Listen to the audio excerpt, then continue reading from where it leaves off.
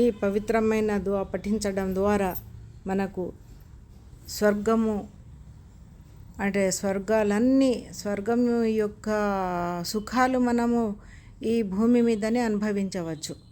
అంటే మనకు ఎలాంటి పీడ అనారోగ్యం కలగదు, మరియు మనకు ఎలాంటి దుఃఖం కలగదు.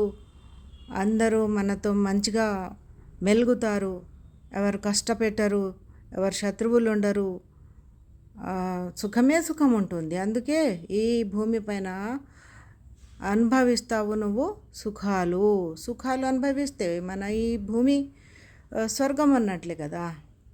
సో ఇది ఈ ముఖ్యంగా ఏమిటంటే ఈ దువా హజరత్ ముహమ్మద్ సల్లల్లాహు అలైహి వసల్లం యొక్క చాలా చాలా ఇష్టమైన దువా అన్నమాట.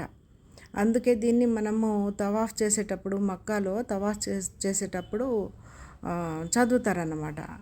ఈ 3 ఏంటంటే ఈ 4 4 6 7 కనిపిస్తుంది కదా, 4 + 4 + 6 + 7 ఇవంతా యాడ్ చేస్తే మనకు 21 అవుతుంది. 21ని కూడా మనము 2 + 1గా విభజించి మనం మళ్ళీ కూడితే మళ్ళీ 3 వస్తుంది.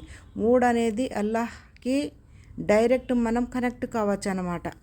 అంటే మనకు పాస్వర్డ్లు ఉంటాయి కదా, అలా ఈ పాస్వర్డ్ యొక్క సహాయంతో మనము డైరెక్ట్ అల్లాహ్తోనే మనం కాంటాక్ట్ కావచ్చు. అంటే ఇక్కడ మనము పెద్ద లీడర్లతో కలవాలంటే వాళ్ళు వీళ్ళు మధ్య లాంటి వాళ్ళు మధ్యవర్తులకు మనము అప్రోచ్ కావడం జరుగుతుంది. తర్వాత ఎన్నో కష్టాలు అనుభవించినాక వాళ్ళ దగ్గర పోయినాక కూడా వాళ్ళు ఎలాంటి పని చేసే అది ఉండదు మనకు. సో ఈ దువా చదవడం వలన మనకు డైరెక్ట్ అల్లాహ్నే సహాయం చేస్తారు, అన్ని విధాలుగా మనకు సహాయం చేస్తారన్నమాట. మనకు నిజంగా చెప్తున్నా, ఎలాంటి కష్టాలు ఉండవు, ఓన్లీ సుఖము భూమి మీద దొరికినప్పుడు మనకు స్వర్గం అన్నట్లే.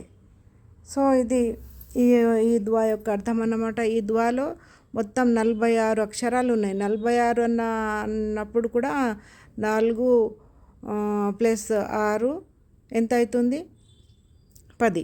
10 అంటే మళ్ళా 1 + 0 అంటే మళ్ళీ 1, అంటే 1 పవర్ఫుల్ నంబర్, అంటే దేవుడు ఒక్కడే అన్నమాట. ఇలా నేను అక్షరాలు ఎన్ని ఉంటాయి, మళ్ళీ దువా యొక్క న్యూమరాలజీ నంబర్ ఎంత వస్తుంది, ఆ సహాయంతో ముఖ్యమైనటువంటి దువా మాత్రమే చెప్పడం జరుగుతుందన్నమాట. ఓకేనా? Thank you.